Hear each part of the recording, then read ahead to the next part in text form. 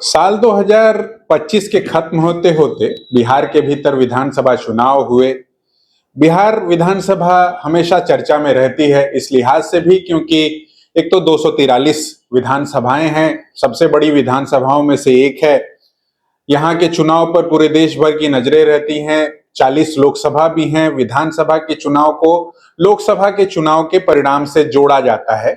हर बार जो है करीब 50% विधायक बदल जाते हैं और बहुत सारे लोगों की जो है वो आगे की रणनीति बदल जाती है।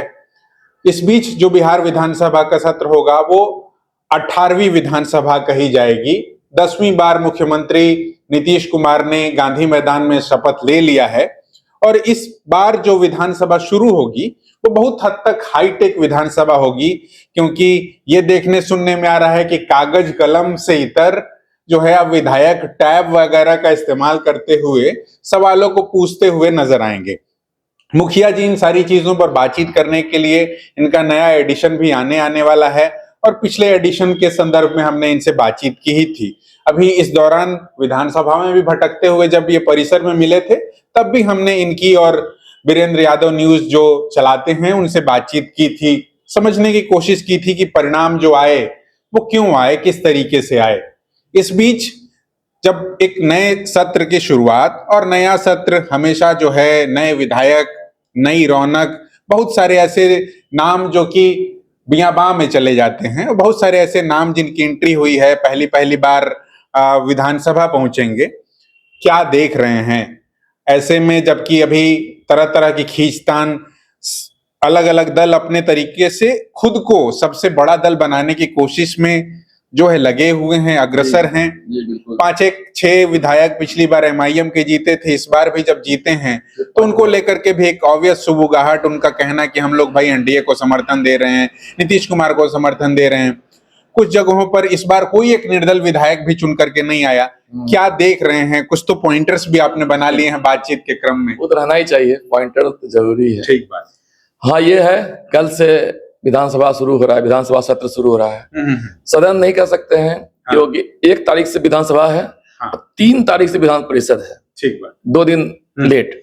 बिहार इस लिहाज से भी महत्वपूर्ण है क्योंकि बहुत सारे राज्यों में विधान परिषद नहीं दिखाई पड़ता है। जैसे सीएम नीतीश कुमार फिर से जब सीएम बने हैं तो वो जो है विधायकी का चुनाव लड़ करके, मतलब विधानसभा का चुनाव लड़ करके सदन में नहीं पहुंच रहे हैं, विधान परिषद के माध्यम से पहुंचते हैं। आपने देखा होगा कि एक बिल्कुल नए नवेले व्यक्ति को जब मंत्री पद की शपथ दिलाई गई तब भी बात हुआ कि वो तो किसी भी चुनाव तो उन्होंने लड़ा नहीं था, तो किसी सदन के वो सदस्य नहीं है, तो एमएलसी बन जाएंगे दीपक प्रकाश जो कि उपेंद्र कुशवाहा के बेटे हैं और उसके माध्यम से वो फिर मंत्री बरकरार रह जाएंगे। हाँ, तो 6 महीना तक तो रहेंगे ही रहेंगे।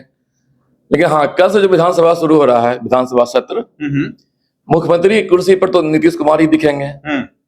उप मुख्यमंत्री कुर्सी पर सम्राट चौधरी और विजय सिन्हा ही दिखेंगे। लेकिन बहुत चीज बदलाव दिखेगा। जो टैबलेट की बात आपने की है वो एकदम बिल्कुल पेपरलेस विधानसभा पहली बार होगा। इसमें कागज कलम की जरूरत नहीं पड़ेगी, केवल टैबलेट से ही सारा काम चलेगा। एक विधान परिषद का नेवा ऐप है, अच्छा, NEVA नेवा ऐप है। उस ऐप के माध्यम से सारे विधायक सवाल पूछेंगे और उसी ऐप के माध्यम से या ऑनलाइन सारे मंत्री जवाब देंगे। और इससे एक कागज कलम की बचत हो गया है और लोगों को बहुत जल्दी जवाब भी मिल जाएगा। ये नहीं कि टाल मटोल चलेगा, लिख रहे हैं वो कर रहे हैं, वो नहीं। वो सारा कुछ ऑनलाइन होगा। इसके लिए पूरे विधानसभा के अंदर 243 विधानसभा है, नहीं 243 विधानसभा क्षेत्र है, तो 243 विधायक बैठेंगे। लेकिन उन लोगों के लिए 248 टैबलेट लगाए गए हैं। उसी में मुख्यमंत्री, उप मुख्यमंत्री, टेबल रिपोर्टर बाकी लोगों के लिए भी है। लेकिन 16-17 विधायकों को हो सकता है कि दूसरों को सहयोग लेना पड़े, इसलिए कि उनकी सीट पर भी कुछ टेक्निकल कारण से टैबलेट नहीं लगाए गए हैं। अच्छा, जिसमें 6 MLC मंत्री हैं, वहां टैबलेट लग गया है, इधर घट गया है। कुछ सीटों पर तार नहीं पहुंच पा रहा है, उसके कारण कोना में नहीं लगा है। ये सब है। लेकिन एक अच्छी सुविधा है कि उसका पेपरलेस विधानसभा शुरू हो रहा है और सारे काम पेपरलेस हो गए। इसके लिए विधानसभा को फूलों से सजाया भी जा रहा है। अभी तैयारी चल रही है। बाकी दुरुस्त करने की तैयारी तो 15 दिन पहले चल रही थी। विधान परिषद, विधानसभा दोनों, सारा माइक चेक कर रहा था, कुर्सी चेक किया जाता कुछ, और फूलों सजाया जा रहा है। इस डॉग स्क्वाड मशीन से भी पूरी सारी जांच चल रही है। ये तो एक साज सज्जा वाली बात हुई, मगर नए विधानसभा की शुरुआत की जैसे ही आहट शुरुआत हुई, आपने देखा होगा कि बुलडोजर की एक ऑब्वियस चर्चा जो है बिहार की फिजा में जो है तैरने लगी है, से लगायत अलग अलग तरीके की बातें। तो आप और क्या ओवरऑल पा रहे हैं, जो आपने आज मार्किंग की है उसमें क्या है विशेष? विशेष है कि जो है उद्योग और रोजगार पर ही फोकस होगा सरकार का, क्योंकि पहली कैबिनेट में भी यही बात आई है, उद्योग और रोजगार। उसके नेक्स्ट डे मुख्यमंत्री नीतीश कुमार ने एक लंबा पोस्ट भी किए थे कि हमने 1 साल में ये नौकरी दे रहे हैं, 1 साल में 1 करोड़ नौकरी दिया जाएगा, रोजगार दिया जाएगा, और उसी पर काम भी हो रहा है। सबसे बड़ी चीज एक चीनी मिल, जो चीनी मिल की आवाज उठ रही थी लगातार। हाँ, इस बार कहा हमेशा ये जाता था, अपने दर्शकों के लिए हम बता दें कि आजादी के बाद सबसे अधिक चीनी मिलें किन्हीं राज्यों में अगर थी तो उसमें बिहार था, मगर धीरे धीरे आपने देखा होगा कि 70-80 के दशक से जो बंद होनी शुरू हुई, तो धीरे धीरे उनका सिलसिला जो है वो कमजोर होता चला गया, और आज के दिन में बहुत रेयरेस्ट ऑफ रेयर किन्हीं किन्हीं जगहों पर जो है वो चीनी मिल बाकी हैं, बचे हुए हैं। रीगा का शुरू हुआ, इस बीच सुगौली का चलता है, और कहीं कहीं कुछ और। 9 चीनी मिल बंद है। विपक्ष हमेशा कटाक्ष करता था कि केंद्रीय मंत्री अमित शाह घोषणा किए थे कि इसी चीनी मिल से चाय पिएंगे, प्रधानमंत्री को खींचते हैं लोग। हाँ, तो कब पी रहे हैं, हमेशा सवाल उठता था। लेकिन इस बार जो नई सरकार बनी है, उसमें सबसे पहला कैबिनेट की मीटिंग हुई, उसमें चीनी मिल पर ही बात हुई कि 9 चीनी मिल जो बंद है वो तो खुलेंगे ही खुलेंगे। 25 नए चीनी मिल जो है और भी शुरू होंगे। 9 प्लस 8 जो भी 25 घट जाएगा तो वो बाकी इतनी चीनी मिल अभी शुरू होगी, जिसमें 2 शुरू हो भी चुका है, जो अभी चर्चा आपने किया है।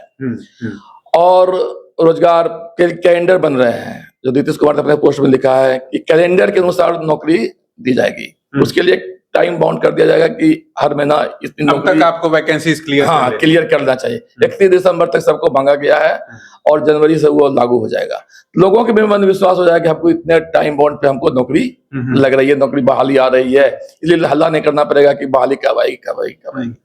ये सब चीज है। एक चीज मैं थोड़ा अपने दर्शकों के लिए समझना चाहता हूँ, अभी किन्हीं खबरिया चैनल के कार्यक्रम में सम्राट चौधरी, जो कि अब डिप्टी सीएम है और धीरे धीरे उनका कद, राजनीतिक कद जिस तरीके से बढ़ा है, आपने देखा होगा कि एक कार्यक्रम में वो जो एंकर थी पूछ रही थी, तो वो अपने गांव गिराव की बात कहने लगे कि हमने जो शुरुआत की, हमने जो पढ़ाई की भी शुरुआत की वो अलिफ बे से शुरू की, बाद में क ख ग घ सीखे। लेकिन एक तरह का आप सोशल मीडिया पर भी शोर देख रहे होंगे कि कैसे भारतीय जनता पार्टी जिस तरीके से मजबूत हुई है, या सीएम के स्वास्थ्य को लेकर के तरह तरह की जो बातें चल रही हैं। वैसे में क्योंकि सीएम का शपथ ग्रहण भी जिस दिन था, उस दिन भी आपने देखा होगा कि शपथ ग्रहण के दौरान भी सीएम लड़खड़ाए, उसकी भी चर्चा हुई। तो आप इस सत्र में ओवरऑल क्या पिक्चर सिनेरियो आपको दिखाई पड़ रहा है? एनडीए की तो प्रचंड जीत हुई है, इसमें दो राय नहीं है, और भाजपा भी बहुत मजबूत स्थिति में आ गई है। हाँ ठीक है, मुख्यमंत्री आज जिस ढंग से भाजपा को पहली बार जो क्या कहते हैं होम मिनिस्टर मिला है, वो भी एक भाजपा के बढ़ते कद का ही प्रमाण है। क्योंकि एनडीए का 20 वर्ष का शासन हो गया बिहार में, इसके पहले राजद का शासन था, तब भी होम मिनिस्ट्री मुख्यमंत्री के पास ही रहा है सब। ये पहली बार मुख्यमंत्री बाहर निकला है, तो भी भाजपा कद बढ़ा है। भाजपा अपने एजेंडा पर भी काम कर रहा है, उनके एजेंडा में भी सबका साथ, सबका विकास, सबका लेक चल रहे, प्रधानमंत्री जी चल रहे हैं, तो वो है।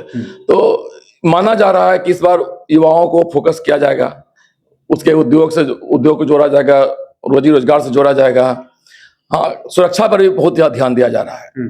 भले सम्राट चौधरी गृह मंत्री बन गए, अब बेशक आजकल उनका गृह मंत्री के रूप में पहला दिन होगा, उसके अनुसार जवाब देना पड़ेगा। उसके पहले ही एक्शन शुरू हो गया है, चाहे बुलडोजर का एक्शन हो, चाहे ट्रैफिक पर जाम हटाने का एक्शन हो, अतिक्रमण हटाओ अभियान चल रहा है पूरे बिहार में एक साथ, ये सब चीज भी है।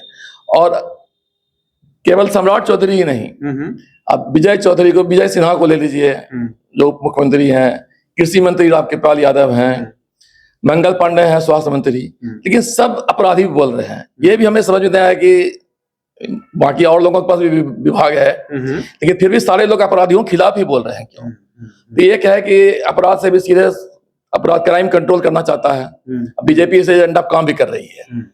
तो सम्राट जी भी बोल रहे हैं, प्लस बाकी मंत्री भी उन्हीं की भाषा बोल रहे हैं। ये एक अच्छी चीज है, लेकिन बाकी मंत्रियों को अपने विभाग पर भी ध्यान देना होगा, क्योंकि क्राइम के लिए तो ये सम्राट चौधरी काम कर ही रहे हैं।